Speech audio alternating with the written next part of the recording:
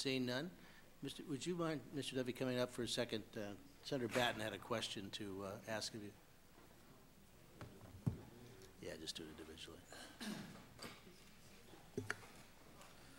Thank you, Mr. Chairman. Since last week,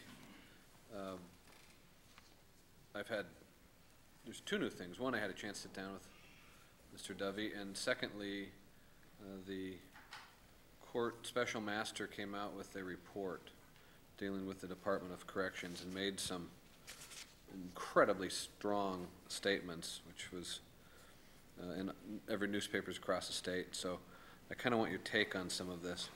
First off, have you read the special master's report? I've read most of it, yes, sir.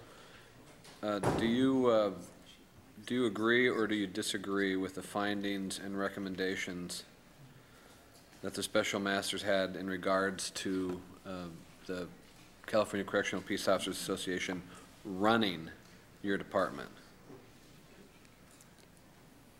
In my operation, number one, I think I'm in a poor position to comment on Mr. Hagar's findings. But I can tell you that in my operation, that when we need something done, we go up the chain to the secretary. And I can tell you, as we chatted yesterday, that I think in the past year or so, the communication has not been as good as it should. And I look forward to improving communication with the bargaining unit. But I can only comment about what I'm responsible for. Well, when you call the secretary, does Mr. Tilton answer the phone or does Mr. Jimenez answer the phone? Well, when I call the secretary's office, it's going to be Jim Tilton. Part of the report was that there was a pervasive code of silence within CDCR, and as a matter of fact, I was just taken by this.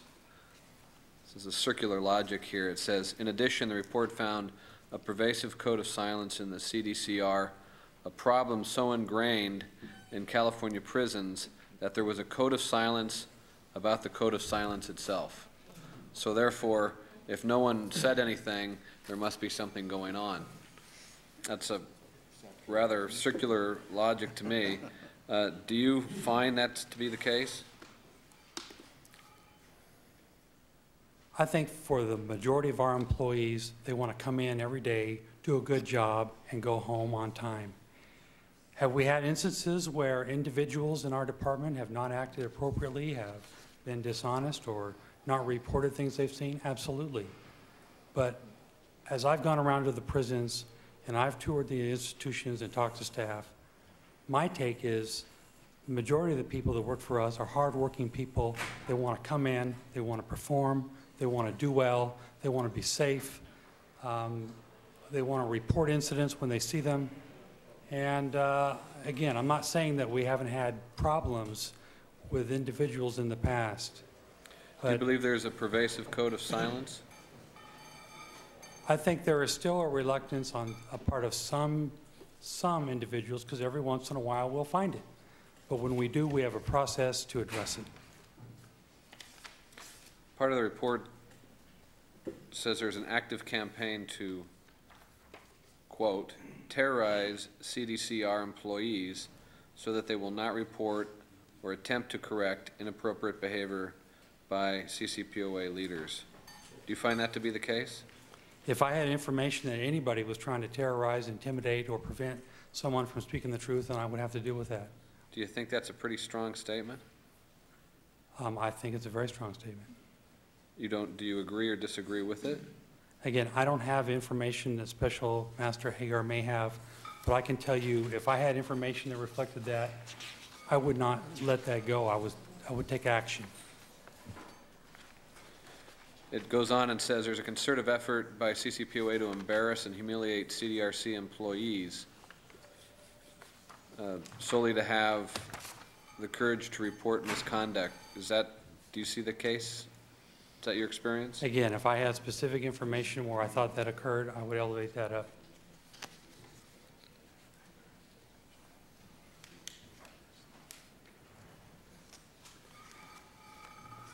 There is hang on a second.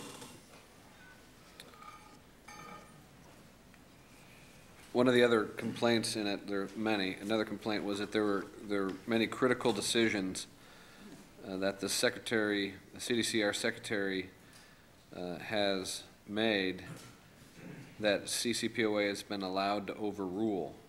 Do you know of any examples of those? I don't have specific knowledge of what you're commenting about.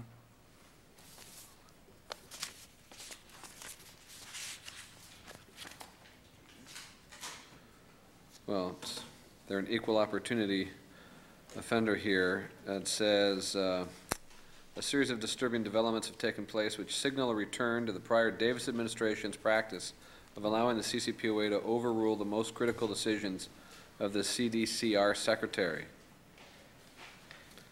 Do you have any idea what he's referring to? I have not been involved in any discussions, any decisions where anybody other than my boss has made a decision on what direction we're going. I'm sorry?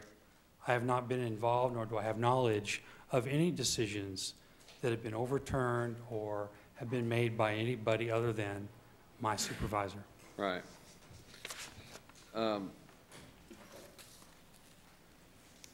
Do you believe that the CCPOA has a cozy relationship with the administration?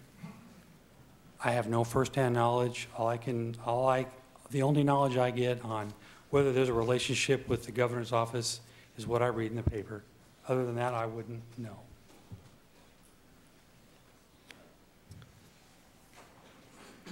Part of the intimidation campaign to terrorize CDC employees was the rat trap case.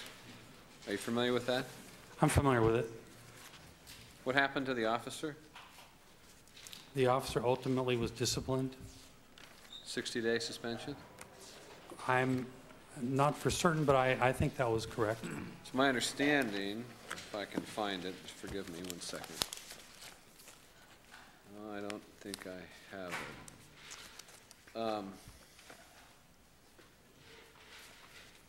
Just want to make sure.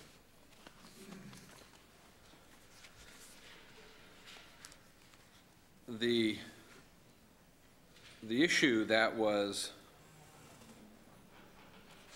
recited is and I have a picture of it, unfortunately it's in my office, is the flyer that a correctional officer put up that was a picture of a rat trap, and then some language that said basically we'll get the rats, ferret out the rats. So it was up for 1 day. And when that came to light, it was taken down, and that officer was suspended for 60 days. That's a fair assessment? The long and short of it, yes, sir. Okay. Which I believe is correct.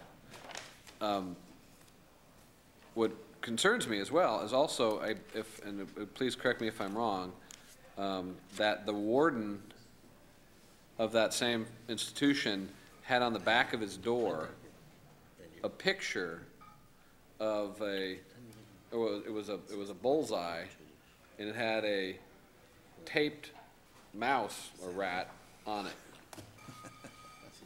That. Was this warden suspended, or was he reassigned? I don't recall that incident at the prison that you're talking about. There was an incident at another institution, and I'm not sure if it was the same one based on what you said, but that warden was removed. Right. Oh, maybe it was a different institution, and I'm not sure about that. Both of the situations were inappropriate. Would you agree to that? Absolutely. Both of them deserved to be punished, and both of them were punished. Correct.